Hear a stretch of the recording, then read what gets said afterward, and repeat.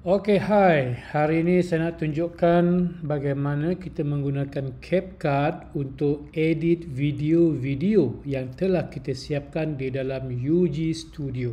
Step yang pertama setelah kita buka CapCut adalah Create Project.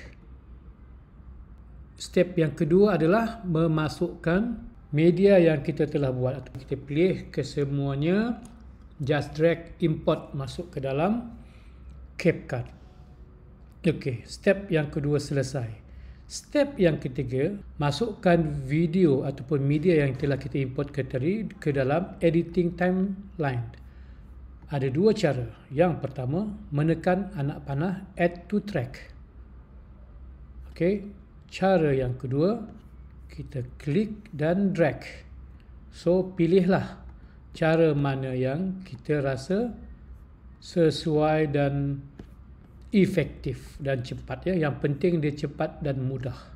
Kita telah memasukkan kesemua 5 scene ke dalam editing time frame ni. Step yang keempat adalah memasukkan caption. Untuk masukkan caption amat mudah. Kita just pilih auto caption.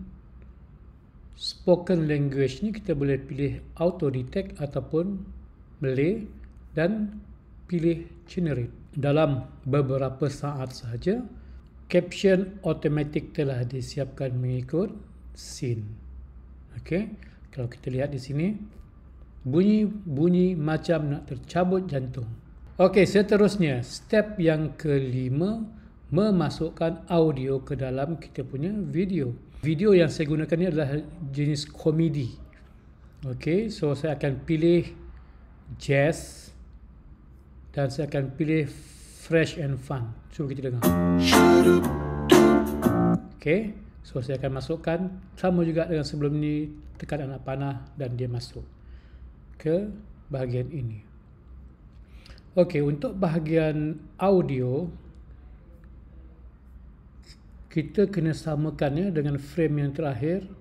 Pilih audio dan tekan bahagian delete right. So audio dan video akan sama-sama tamat.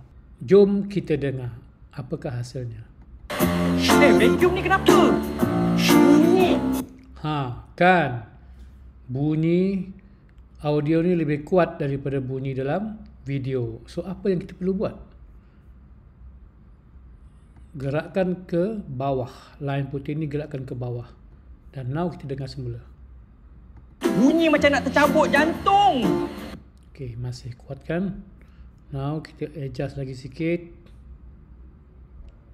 Tekan play. Jantung. Alamak. Mok pula buat perangai. Okey, now. So bagi saya sekarang dah cantik. Suara daripada video dah jelas dan audio latar belakang pun kita boleh dengar dengan jelas. Kita dengar sekali lagi.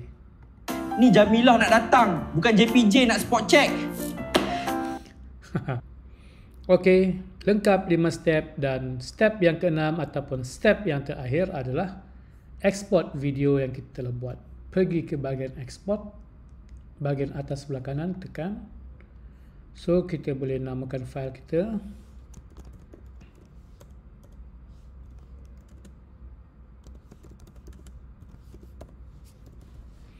Okay, resolution kita boleh pilih. Kalau saya akan pilih 4K supaya lebih jelas dan terang. Dan itu sahaja. Selebihnya pilih sebagai default. Dan export. Bila dah siap, kita boleh share ke dalam TikTok ataupun YouTube. Sekarang kita lihat hasilnya.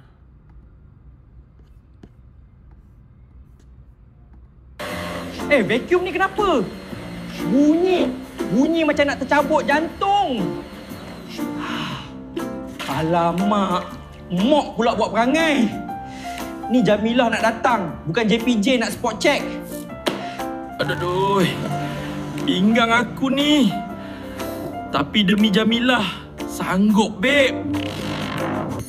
Ini baru betul. Rumah wangi terus level suami Mitali. Korang dah ada belum wangian raudah ni? Jangan buat hal. Cepat komen. Okey, selesai. Tak sampai pun 10 minit untuk siapkan dalam satu video. Alright, selamat mencuba.